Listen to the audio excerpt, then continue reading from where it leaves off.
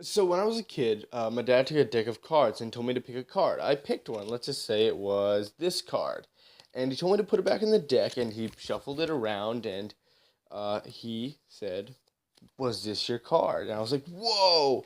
Because it totally was my card. And as a kid, that just blows your mind to be open to that realm of something that you don't understand. And magic is so cool, you know. You're like, "How did you do that? I want to do that," you know.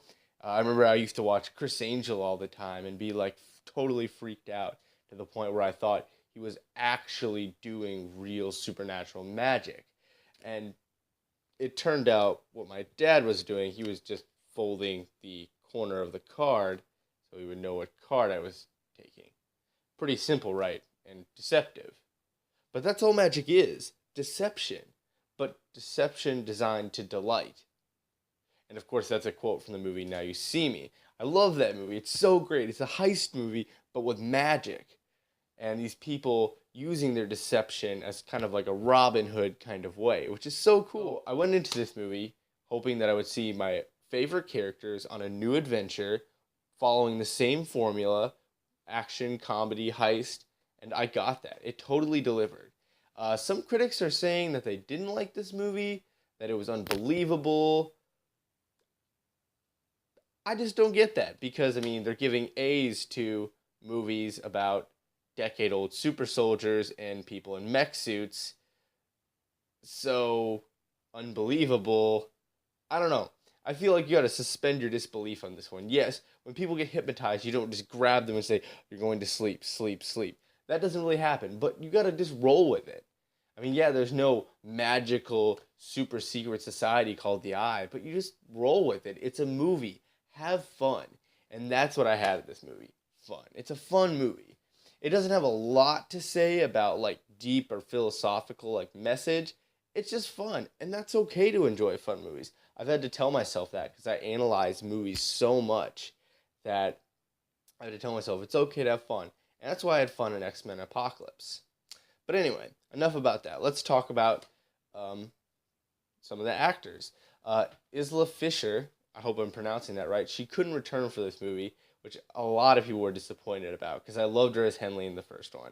But apparently she got pregnant, so kind of understandable. You can't be doing a magic heist movie with a bunch of stunts while you're pregnant. So totally get it. And Lizzie Kaplan was great as Lula. I think that was her name in this movie. She was so funny, brought lots of laughs, and they introduced her character into the Horsemen in a really funny way.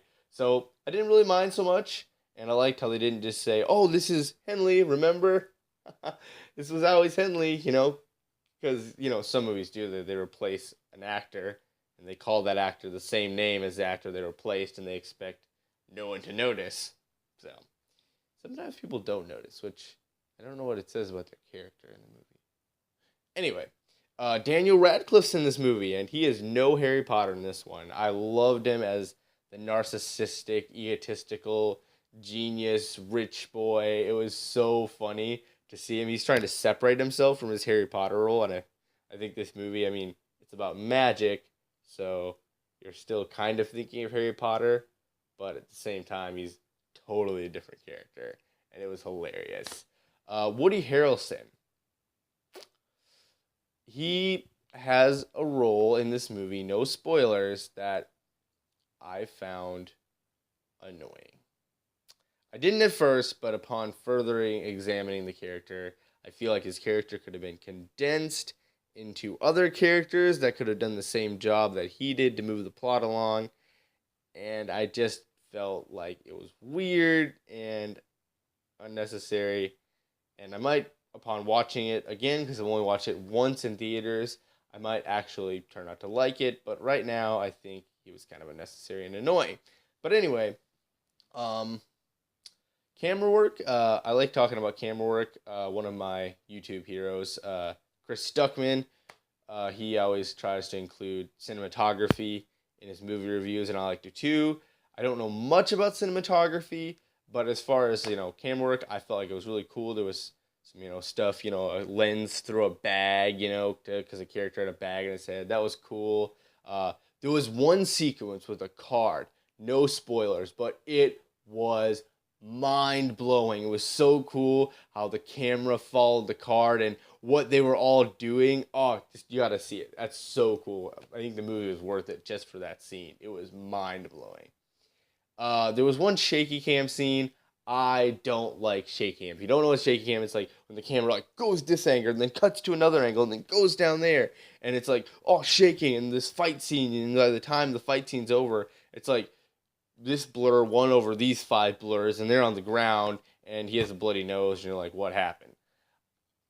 I feel like in this movie it was okay because it was a magic fight, and the whole magic is deception thing, kind of like whoa, where is he? The camera's angle's here. Whoa, was he here? Kind of playing camera tricks. Kind of feeding into the whole magic is deception, and kind of saying this fight is really chaotic and everyone's confused. So I don't know. I guess I can give it a pass.